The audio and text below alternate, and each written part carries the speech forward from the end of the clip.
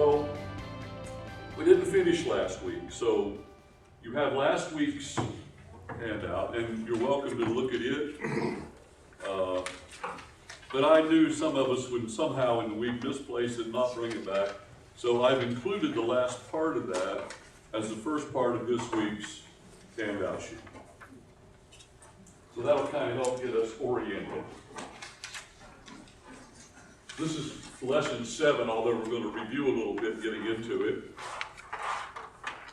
I thought I had that all straightened out too. Let's see.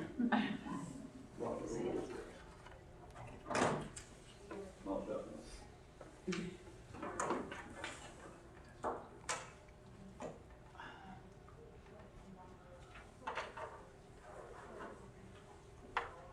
We're not going to go back and review the gift of discernment, but we are going to talk about tongues and the interpretation of tongues today. And I'll just push this slide up here. I don't need to read it for you, go over it. Just note the change on the bottom. The gifts of tongues and interpretations form their own group. They're grouped in the 3rd class in 1 Corinthians 12:10. And here's 1 Corinthians 12:10. To another of a different kind, last class, different kinds of tongues, to another, the interpretation of tongues. So, here's the breakdown, kind of more of a chart-like form. You see it there. They are in that 3rd class. Again, 1 Corinthians 13:8, we're going to come back to this in a few minutes, so I'm not going to elaborate on it. But prophecies, knowledge, and 3rd class. Knowledge 1st class, listed 3rd here. Prophecy 2nd class, representing that 2nd class, listed 1st here. Tongues, representing the 2 tongues interpretation in 3rd class in the middle. So let's talk about the gifts of tongues and interpretations. The gift of tongues and interpretations. The word translated tongues, we covered this last week, we've covered it before, again in review. The word translated tongues is the Greek word for language. It's the normal term that was used to refer to any particular language that was referenced. In general, a language. We also saw in Acts 2 that there was another word. The word translated languages, there was also supplemented by a Greek word meaning dialect. In other words, a subcategory of a particular language. Any particular language will have different dialects. As here in America, our English is a dialect of the old English in England, right? And within America, I know I grew up in Appalachia, we have our own dialect. And we grew up in Carolina, they have their own dialect. They say things different, they talk different, they have different words that mean different things. And I found the same here in Texas. Not so as extreme as in North Carolina, I don't know. They think they got the top reward on that. Okay? Secondly, the gift of tongues was a sign for unbelievers. And we began this last week, we talked about it a little bit. We go to 1 Corinthians 14:21-22, and that's going to, chapter 14 is going to be where we're going to live this morning. But we jump into the end of chapter 14, basically, or toward the end of it, to get our directions, our bearings. Tongues, Paul says, are a sign not to those who believe, but to unbelievers. This we have to keep in mind. I emphasized this last week. Tongues was not just a miracle that overcame language barriers. In fact, they didn't really need to overcome language barriers. Because everyone throughout the Roman Empire spoke the language of the empire, which was Greek, in addition to their own home language. The Romans spoke Greek, but they also spoke Latin, I guess it was, Italian, whatever you want to call it. The Jews, they learned Greek, although they spoke in the south mainly Hebrew, in the north Aramaic, and a mixture in between, and so on. So there were commonalities to the Greek language they could all understand. In fact, when Peter preaches the sermons in Acts, which thousands come to believe, he's preaching in Greek. But when you go back to chapter 2, where it does not give us the text of what they said, they're speaking in languages or tongues. The point of that was, here was a Galilean who spoke Greek. He spoke Aramaic primarily. He could speak Greek, probably could speak Hebrew, which could have communicated with any of those Jewish believers throughout the empire that were there. But he spoke in something that he didn't understand. Their particular dialect, or their particular language in some cases, he may not have known. And that was a sign to them. It was a sign that worked both ways. It was a sign to Peter that something was happening here as well. So, tongues were assigned to unbelievers. That's what we just saw in 1 Corinthians 14:22. It was a sign that confirmed the gospel to unbelieving Jews. We saw that in Acts 2. We're talking about all the people gathered there for the Feast of Weeks. It specified Jews and proselytes from throughout the whole empire.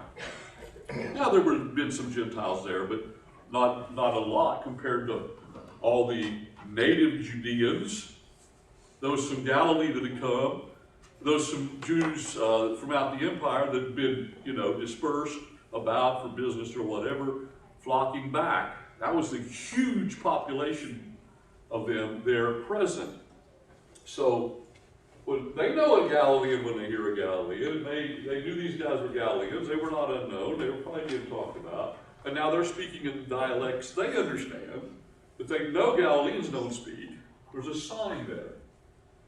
And it is a sign that confirmed the message of Christ, the gospel, the truth of these apostles that they were speaking to those who never heard of Jesus. Or if they heard of him, didn't know much about him. And even if they heard of him, and if they knew a little bit about him, they weren't ready to cash in what they'd lived all their lives, which was traditional Judaism, without some sign. We also noticed, I talked ahead of this, just a quick reference here.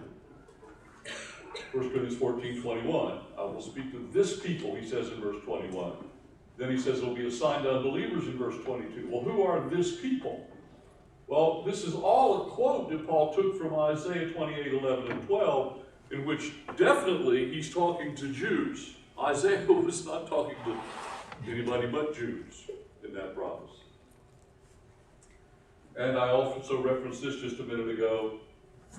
They were dwelling in Jerusalem, not living there permanently, but they were there, dwelling in the moment for a while, during this long feast. In Jerusalem, Jews and devout men, which means proselytes. In some cases, just Jews who were devout, but down here he specifies, after naming all these regions, both Jews and proselytes. Proselytes were Gentiles that had come to be Jews by belief or religion, and then had come to the festival as well. So, confirming the gospel to the Jews, but also confirming acceptance of the gospel to Jewish believers. We mentioned this, and I think we covered it quickly last week. In Acts 10, Cornelius, the Roman Gentile, the Roman centurion that Peter was sent to preach the gospel, because he saw that vision in Joppa, Peter rise and kill, clean and the unclean. He then receives a sign from the Gentile who becomes a believer, Cornelius, that he really truly is a believer, because Cornelius and his family speak in tongues. The tongues sign goes both ways. In Acts 19, same case with Paul when he dealt with believers in John the Baptist, and again Judaism, as John the Baptist was preaching within that context, but they hadn't heard of Jesus. He gets that confirming sign when they speak in tongues. So, that brings us to C, and let's see if I can somehow lift this up so you can see it again. We have time to get all the adjustments this morning. Well, you read it on your sheet. I'm not having a good time with it this morning. But we're down to C here, which we're adding, and I think this we referenced last week. You may even got it on last week's handout. We didn't talk about it much. So the next thing we want to add to our outline, means languages, was for a sign. Therefore, tongues ceased before the other temporary gifts. Why, therefore? Because the need for a sign to the Jews ceases before the church matures. Now let me explain that. But first, let's go back to chapter 13 of 1 Corinthians, verse 8, and remind us of something I mentioned way back in the beginning, the first week or two. Here Paul says, love never fails, but whether there are prophecies, they will fail. Whether there are tongues, they will cease. Whether there is knowledge, it will vanish away. Now, there's a representative of each of those three classes in 1 Corinthians 12, which is the previous chapter, mentioned here. Prophecies, tongues, and knowledge. Of the first one, prophecies, they will fail. That's the English translation. I think I got New King James up here. That's in the active voice. Now we use active, passive, middle voice in English too, but it's not noted as we write like it's noted in the Greek with the word index. But we use it. And so if I take my dog for a walk, I'm active. I'm the one taking the dog. I'm the one making the decision. I'm the one determining the route. I am taking my dog for a walk. That's active. So, prophecies, they will be made to cease. Something actively will impact them to make them cease. And that, we believe, is the completion of the New Testament, the maturity of the church, as we've discussed previously. Let's drop down to knowledge. Knowledge will vanish away. It's different in the New Testament translation, and this just bugs me every time I see it, and all translations do it. They'll translate the same word differently in the same context, but it's the same exact Greek word. Will fail, will vanish away. It's active. Knowledge will be actively, by something acting upon it, made to cease, which means literally rendered inoperative or rendered obsolete. That will again be the completion of the New Testament and the maturity of the church. In the middle here, we have this phrase about tongues. Whether there are tongues, they will cease. Now, it's different here than here and here. I'll grant the translators that, but it doesn't really indicate something about this verb. It's middle voice. It's designated so in the Greek. So, if I take my dog for a walk, I'm active. But if my dog takes me for a walk, I'm passive, right? By the way.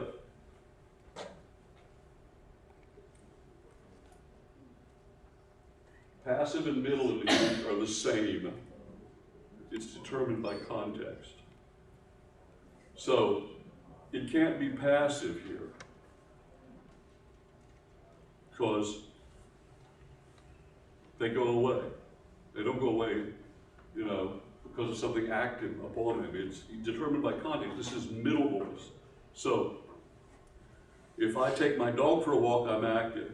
If my dog takes me for a walk, I'm passive. Because my dog decides where to go, and he's leading me around, which is not all that unusual. Even though she's a little dog, very determined. But middle voice means I leave my dog at home and I go for a walk for me. I'm doing it for me.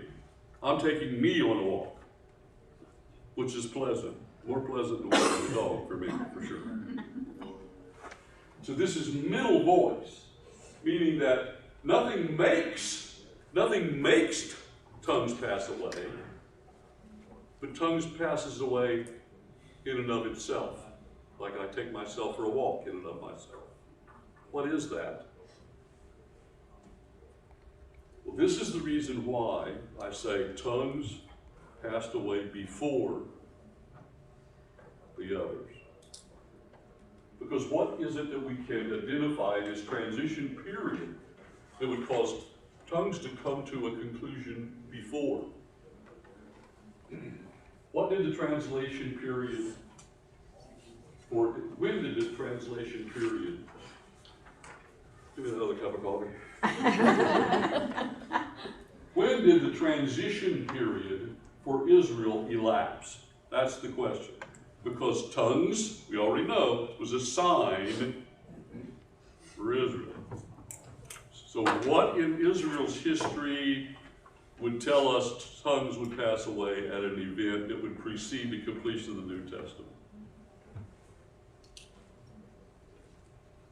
I'm going to tell you the place, I think, and tell you why in a moment.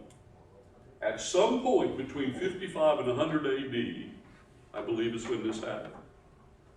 The others passed away more around circa 100, when the New Testament was completed with the book of Revelation. What point did tongues, if tongues is before 100, then it'd have to have a starting point back here, and I don't know the starting point, but I put 55 AD because I know it's not before that, because Paul wrote 1 Corinthians about 55, 56 AD. We know that. And Paul's talking about him being there. So sometime between 55 AD and 100 AD, they went off the scene in and of themselves. I'm going to suggest, and I don't know this is an exact date, or it can be pinpointed, or even the event need necessarily highlighted, but I think it's pretty probable that it was circa 70 AD, or around 70 AD. Why? What happened in 70 AD? The Jewish nation, for all official practical purposes, came to an end. They destroyed the temple. There was no Jews coming from across the empire to celebrate the Feast of Weeks. There was no temple to sacrifice. All that made up Israel as a nation, which is, completely intertwined with its religious identity, is gone.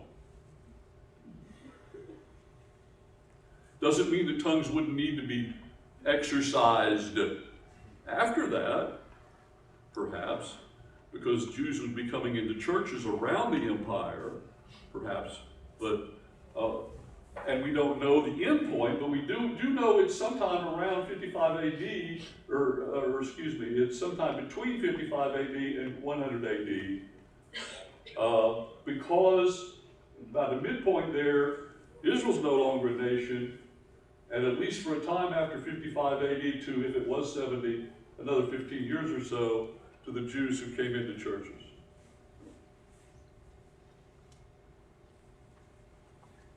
I know this is a lot for all of us to kind of grab this morning this early, but. So going back to 1 Corinthians 13:8, then when he says,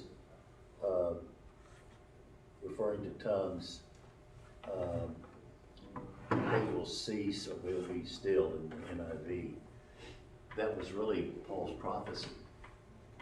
That's how we know that's a prophecy too.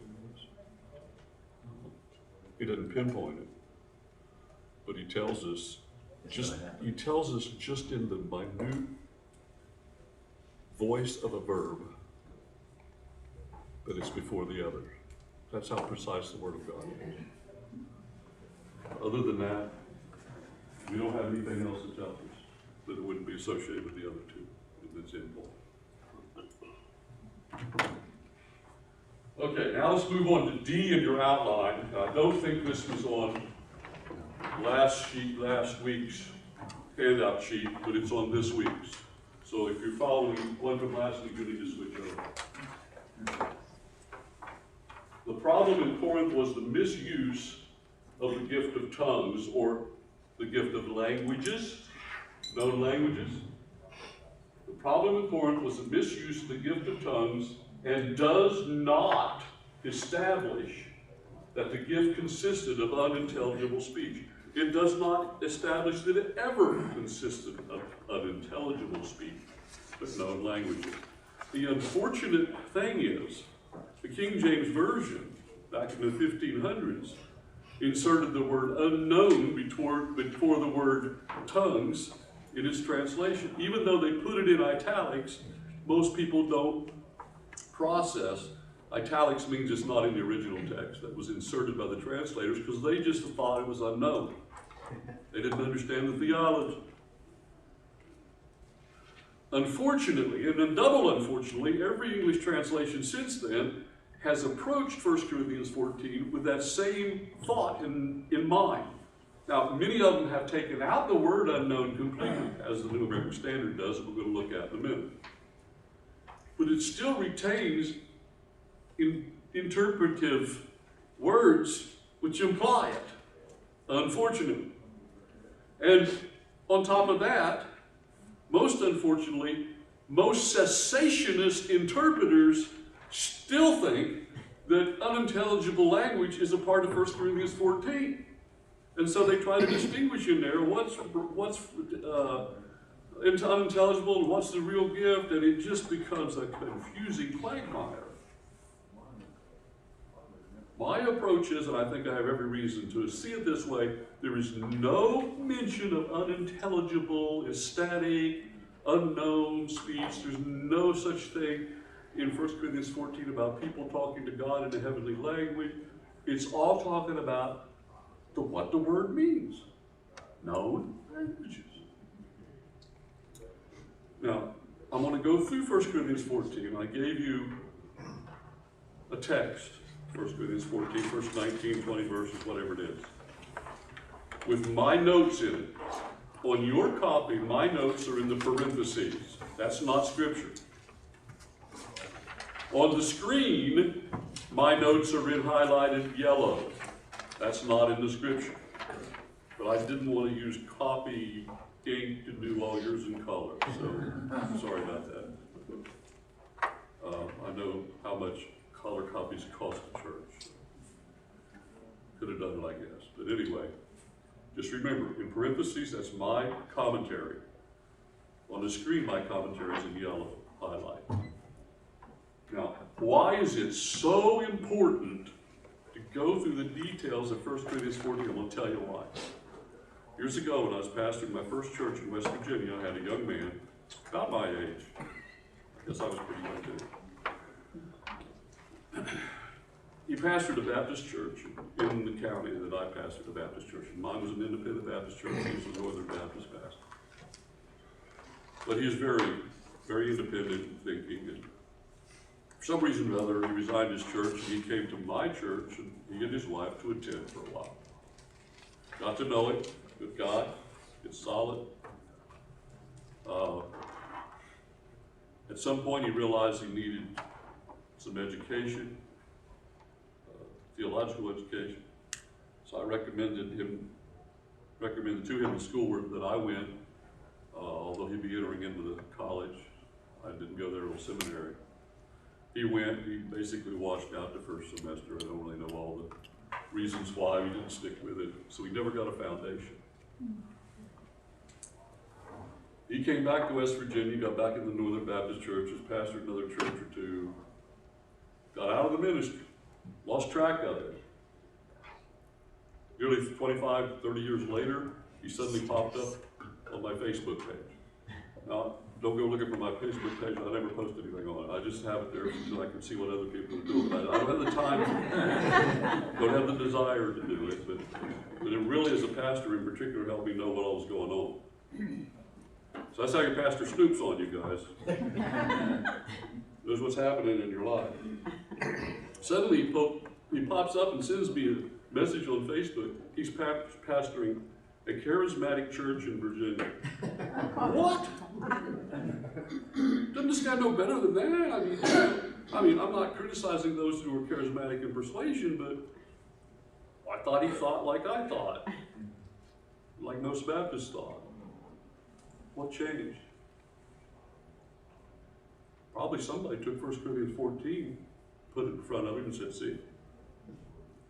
And that's apt to happen to anybody that doesn't have a grasp of what I'm about to show to you. You can take everything we've looked at so far. You can believe everything I've told you, accept it all. And you turn around and read 1 Corinthians 14, you're going to doubt it. You don't understand 1 Corinthians 14 in the right context. I've looked at it for years thinking, man, that doesn't sound like what I believe and what I'm seeing elsewhere. So I know this is academic, and I know it's probably a little bit boring, and believe me, I'd rather be preaching where I can focus on practicalities and applications more. But you see, this is why pastors don't preach 1 Corinthians 12, 13, and 14 much, is because there's such a foundation to be laid here before you can do it. I spent all my ministry trying to figure it out. I had some of it along the way, maybe early on, and added more over the years. But it's a long, hard process to lay the foundation. So, generally speaking, in evangelical circles, it's not dealt with much. But we begin here. The problem in Corinth was the misuse of the gift of tongues. The actual tongues, known language, same thing you see in Acts 2. See, the charismatics try to say, well, what you see in Acts 2 is different from what happened in Acts, or in 1 Corinthians 12, 13, 14. How can it be? Same words are used. There's no justification for making the change to some unknown heavenly language to what was something understood by people in Acts 2. There's no justification for that, in my opinion. So there's some interpretive principles you have to carry into chapter 14 of 1 Corinthians. And if you don't carry these interpretive principles into chapter 14, you will not understand chapter 14. Worse than that, if you don't carry these interpretive principles into chapter 14, you'll probably be tempted to forget about everything I've already told you. That's not going to affect your salvation or make you less of a Christian or non-usable in the kingdom of God. But I just think it's my job to try to make clear what's there. So that's the best I can do to do that. Every time the word tongues occurs in 1 Corinthians 14, it refers to a known language. Why? Same word you see in Acts 2. Same way the Greeks used it in their culture. It's what the word meant in the original. No reason to insert unknown in your thinking. It refers to a known language or dialect not known by the one speaking. There is an unknown aspect to tongues, but the unknown part was that it was unknown by the person speaking the tongue. It was intelligible to those hearing it. If it wasn't intelligible to those hearing it, it wouldn't have been a sign, right? I didn't know what it meant.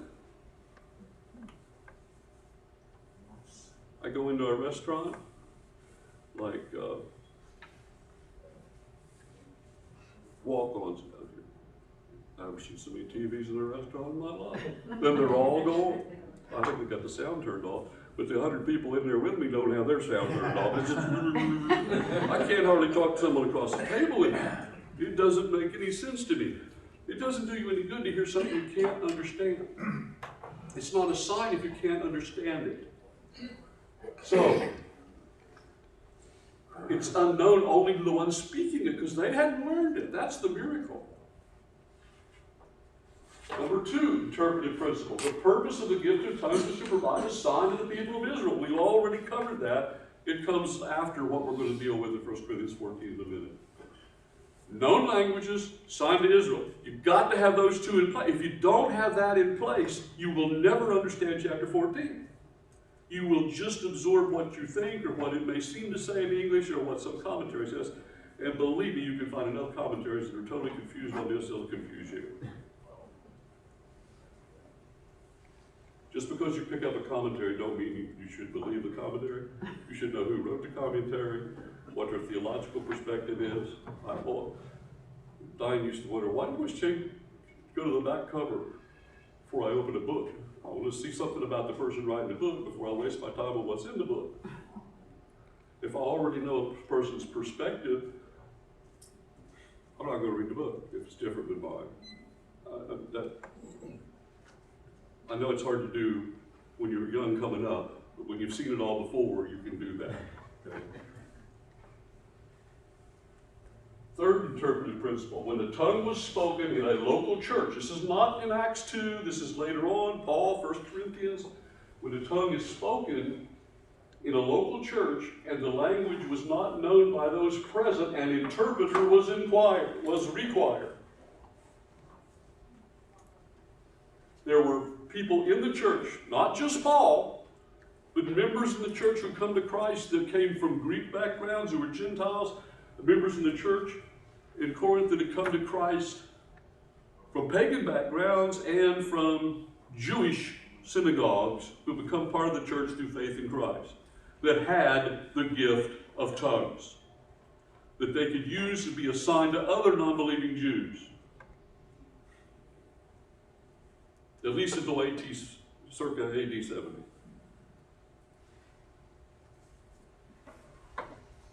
So when one of these people exercised their gift of speaking in tongues in a local church, Paul put a limitation on it. He said, don't use the gift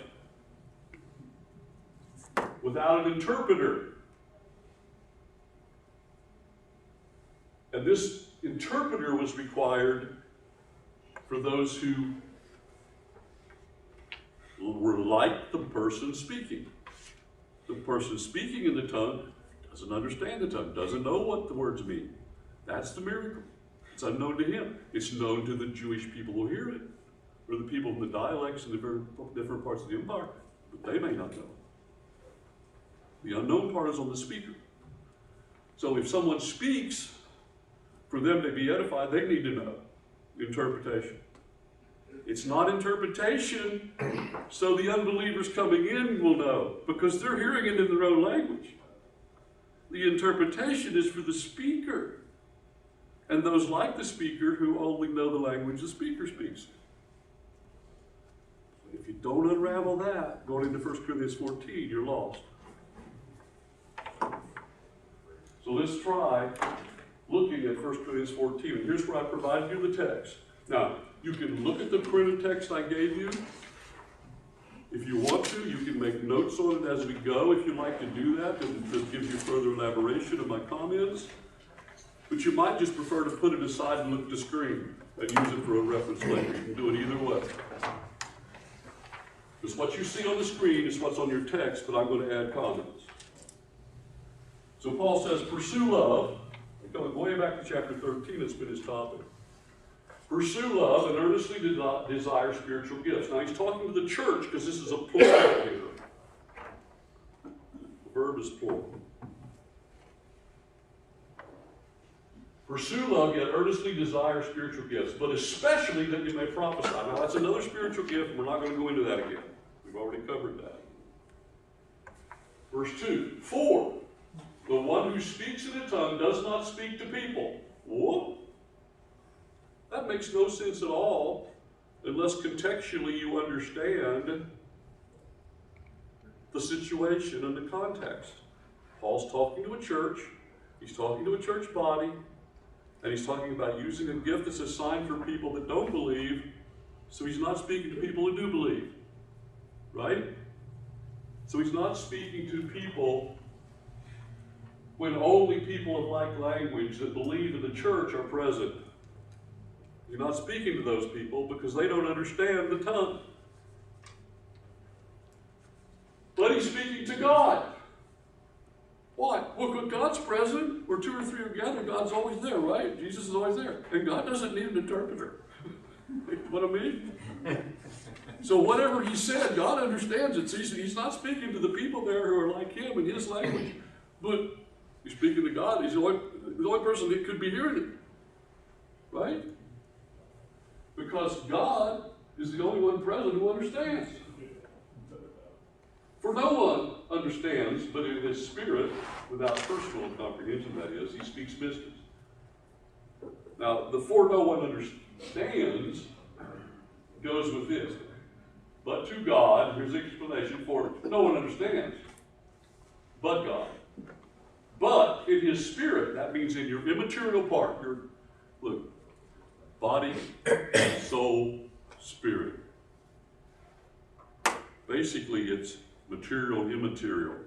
The immaterial part of us is either soul or spirit. There's a further division made there. In our spirit, that doesn't die when our body dies, although our body will eventually live again as well. Our soul goes to be heaven or hell, depending on our disposition, faith. That immaterial part, which we could call soul or spirit, but in his spirit, he speaks mysteries.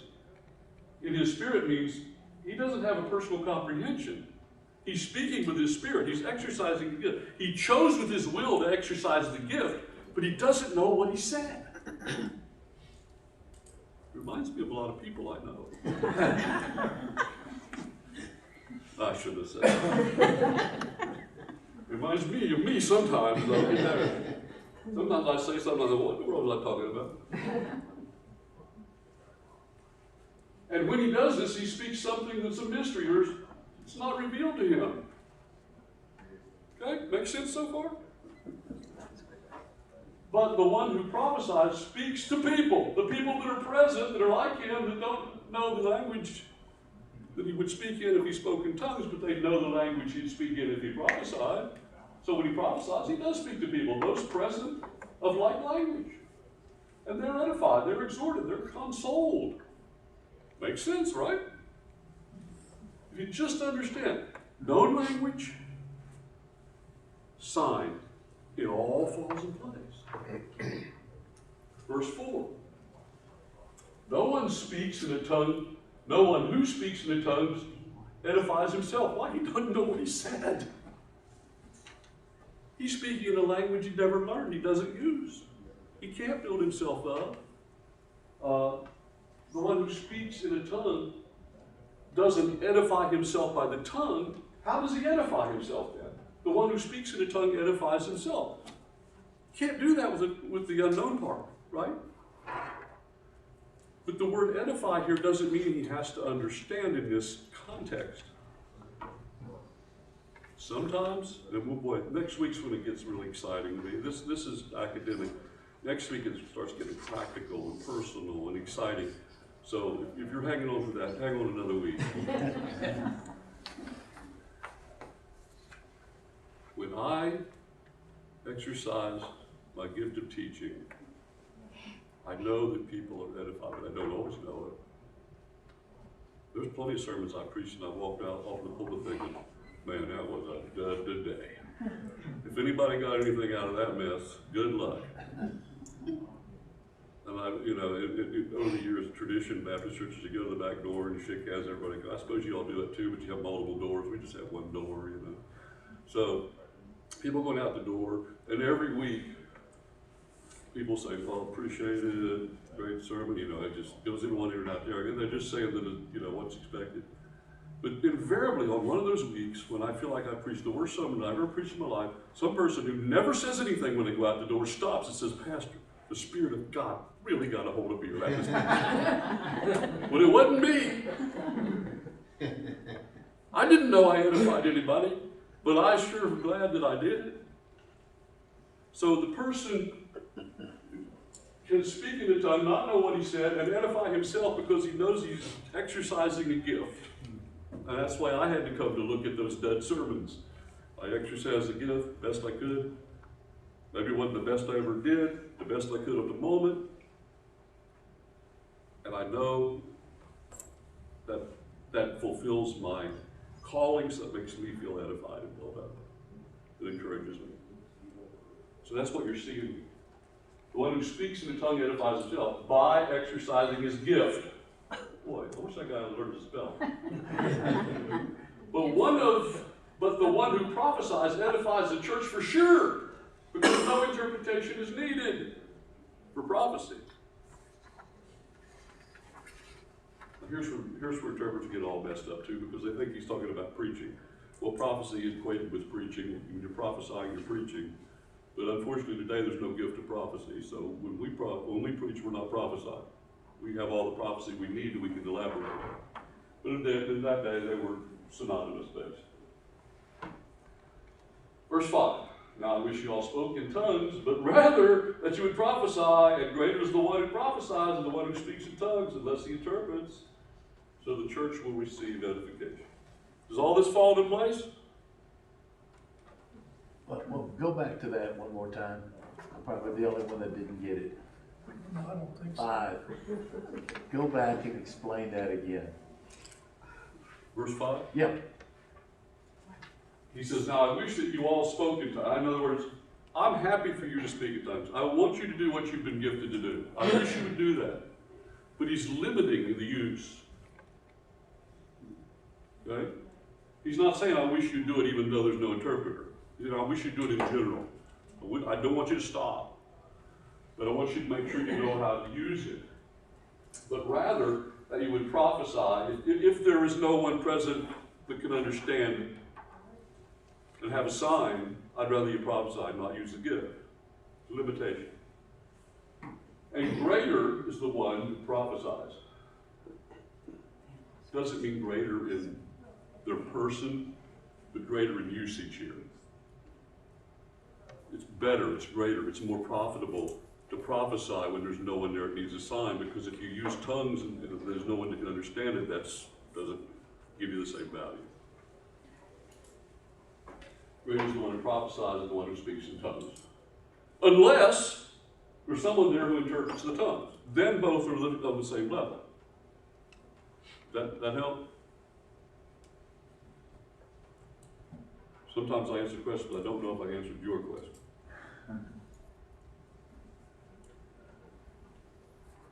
Everybody else in the room, I'm sure, has it, understands it. I just want to make sure that you've got an answer that suits yours. I'm not sure I gave it.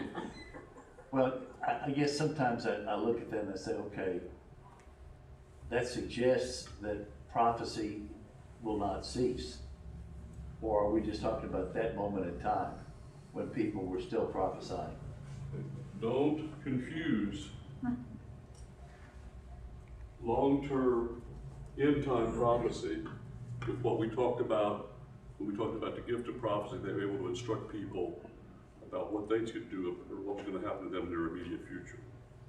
Remember that? He told Philip to go talk to the man on the chariot. I remember the others.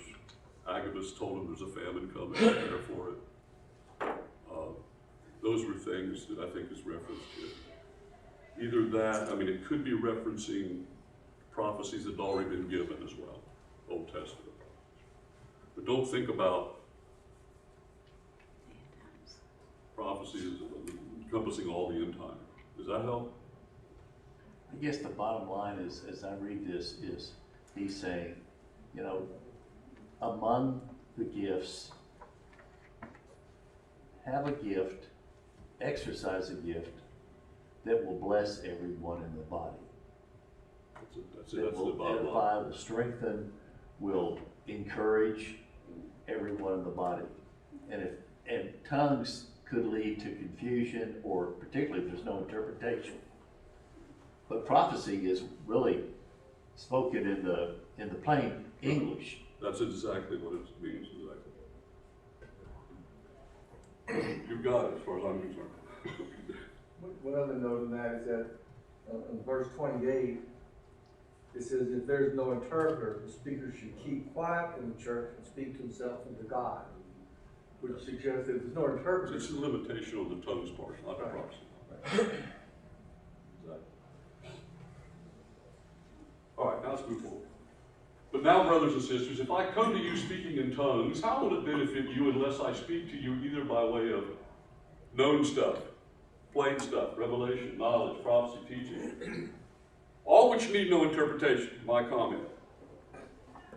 Yet, even lifeless instruments, whether flute or harp, in producing the sound, if they do not produce a distinction in the tones, how will it be known what is played on the flute or the harp?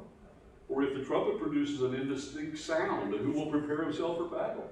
So you too, unless you produce intelligible speech by the tongue, how will it be known what is spoken? In other words, don't use tongues if there's no one there to interpret it. For you will be just talking to the air. Now this is the current New American Standard Translation. Did you say to God maybe again? Maybe that might be a previous New American Standard, I'm not sure. But the translation here, to the air, just means from a human perspective. That's all we can see. Obviously, God can understand that, as mentioned earlier. It's pretty general here. Just follow up, explanation, illustration. Verse 10, there are perhaps, Paul doesn't know how many, there are perhaps a great many kinds of languages across the known world. But it's not the word tongues. You might look at this and say, well, that's the word tongues, they're just now translating it right now. They're translating it different.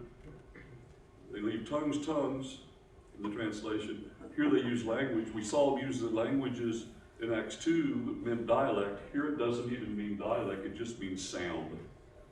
It's from the Greek word phones, or sound. There are perhaps a great many kinds of sounds, not languages.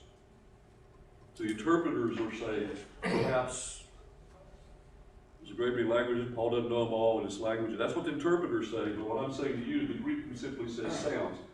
So Paul says, perhaps there's a great many sounds, a lot more sounds than I understand in the world, and none are incapable of meaning.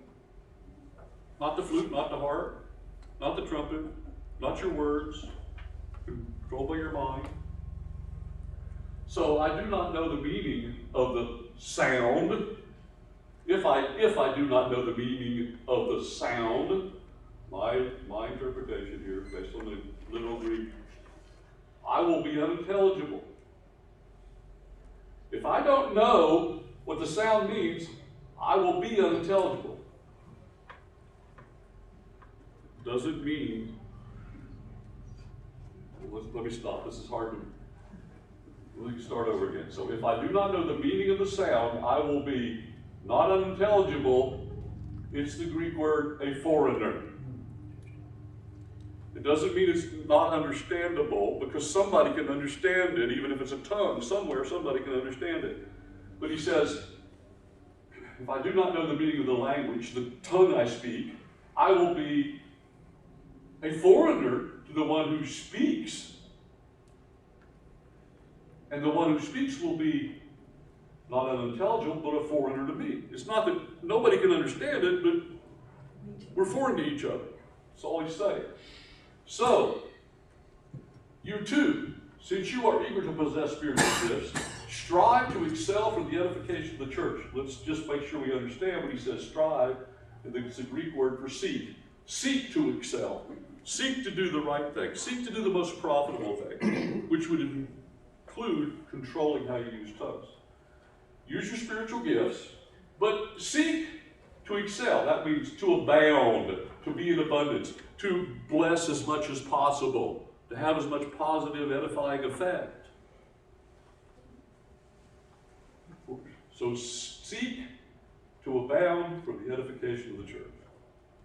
Don't insist on speaking in a tongue if nobody can interpret, if nobody there has the gift of interpretation.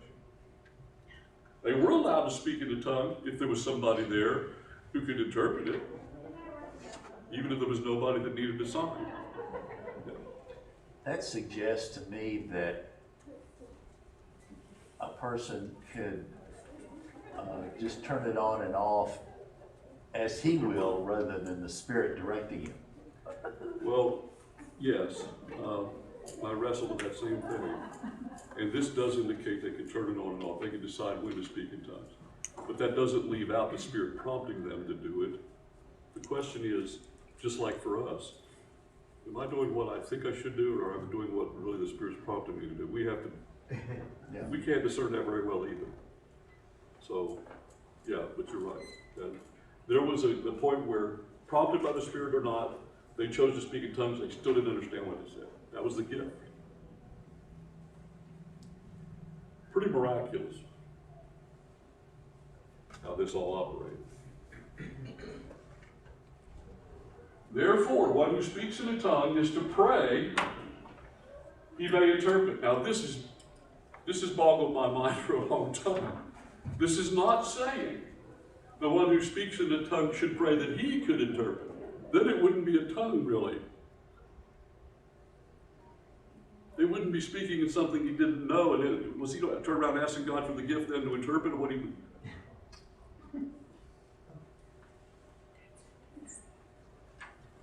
The one who speaks in a tongue should pray that.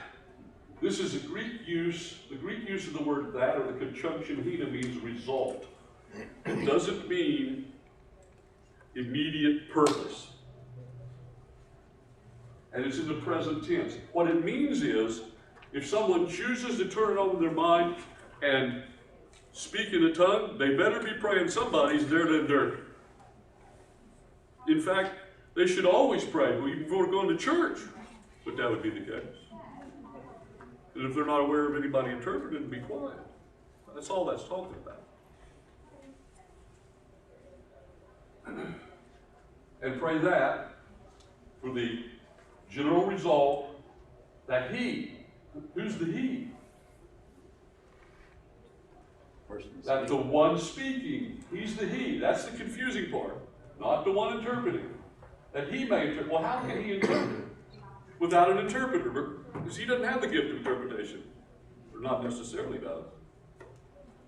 So the use of the word interpret here means simply that he and others present could understand what he had spoken through interpretation. It doesn't mean there's some spiritual value to praying in tongues. That's what the charismatics say. It's not what he's saying. When you look at the words and grammar. The NIV says they instead of he and others. The NIV says that they may interpret, which I don't know what that exact language is, but it could mean they could. Your interpretation is that they may interpret? Yeah. Okay. Well, I mean, that's a suggestion. I don't know what the words are, but they could be. It's a singular in the Greek. So I think it has to go back to the one speaking. The one by the way, the one who speaks is a participle. I mean, the one who exercises gift over a long period of time, he keeps on speaking and speaking and speaking. That's the Greek present tense. The one who speaks tongues over the course of his Christian experience should always all at the same time be praying there'll be interpreters present. If it's done in a place where there's people that are not hearing it in their own time. So let's think of it in that terms. Therefore, one who speaks in a tongue is to pray that the result may be that he eventually will himself understand it through an interpreter. Wish I'd have said it that way on my note. That's what I'm trying to say there. It's not saying there were people praying in an unknown tongue that nobody on earth could understand but God. That's not what he's saying at all.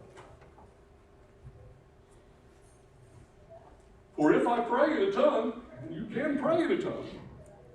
But he's not saying we need to pray in a tongue nobody on earth can understand. He's saying if you exercise your gift of tongue, whether you're teaching, praying, witnessing, whatever you're doing, be praying that you can understand it so you can have multiple or maximum edification too. That would have to come through an interpreter. For if I pray in a tongue, my spirit prays, just like when you speak in a tongue, your spirit speaks. But my mind is unproductive, meaning my mind, or what I intended to communicate, or what I can comprehend. I didn't change this slide, it's different on yours, I hope. For if I pray in the tongue, my spirit prays, but my mind, and I put something different. What's yours say? Without comprehension. Without comprehension. That was one of my last minute things this morning. I thought I got to, I didn't get to. Unproductive. The word meaning is unfruitful. You don't have that, not very necessary to make that note. What is the outcome then, says Paul? In the Greek, it simply says, what then is it?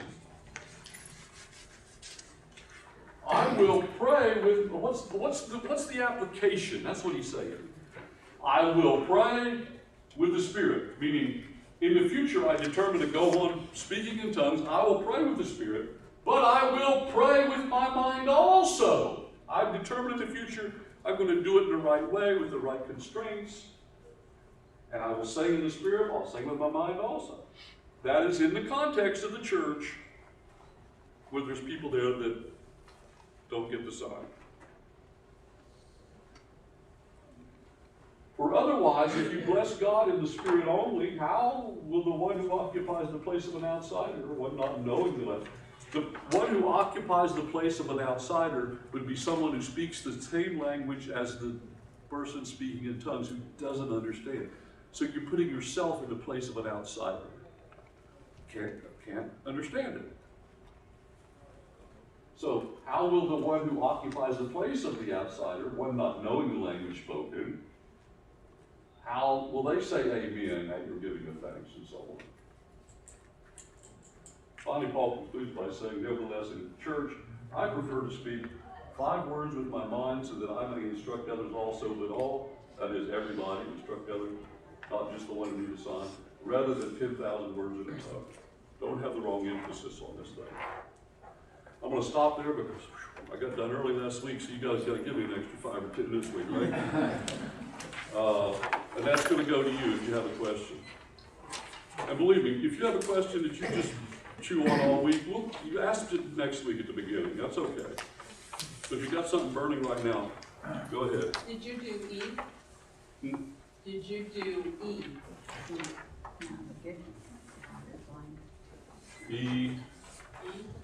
The gift of interpretation in provided edification to those present. E, edification is the feeling. Okay, now we'll go to the question. I had a friend a long time ago. He spoke in tongues, so he said he did.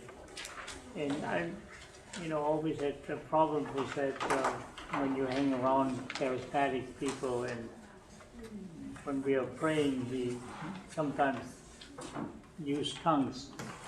And it kind of always bothered me. So I read a comment that somebody said, well, if you have the gift of tongues and you speak it, why don't you record it? Okay? And then give it to somebody who wasn't there, but has a gift of interpretation. And if you give it to 3 people who have the gift of interpretation, should come up with the same answer, because, a language is a language. That is an incredibly insightful comment. And you remembered it. Nobody ever come up with this thing and said, well, I have a recording, you have the gift of interpretation, and give it to 3 people independently and let them interpret what it says. If they come up with the same thing, well, you got a point. But so that's incredibly insightful, and thank you for sharing that. And that just reminds me of something I need to say. I hate to take away from the time I just gave you. The people who pray to God in tongues today, and they don't understand what the words mean, and neither does anybody else. That's what Paul's saying, don't do. And I don't doubt their sincerity. They are offering praise to God in some context. I'm not doubting the fact they love God. I'm just saying, whatever it is they're doing, it's not what we find in the Scripture. And there's people that love the Lord, I have no doubt, that are saved and that do a lot of good for Christ, that do that.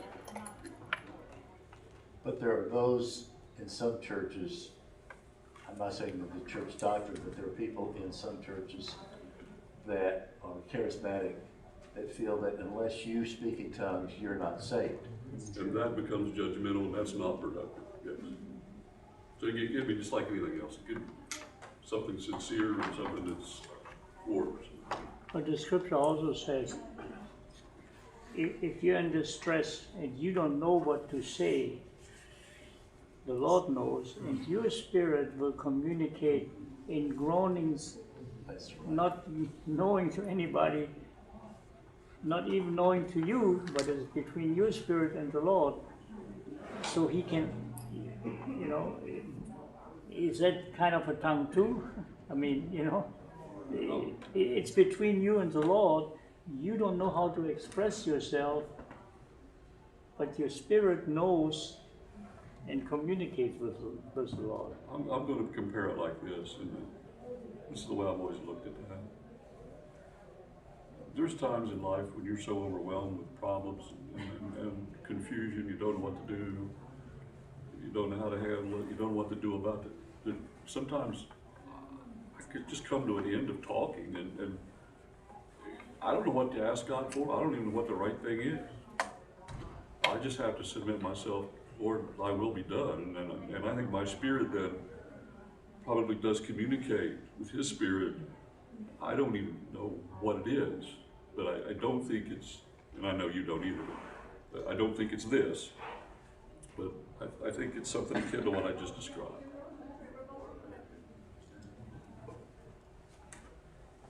And I know you didn't need that question answered, but for everybody's sake, that was a good reference to to mention, to come up in people's minds. I kind of think of it, because I do that a lot. Think of it as my heart communicating with God. Yeah. He knows what I, But it doesn't require gibberish coming out of your mouth to do that. yeah. Yeah.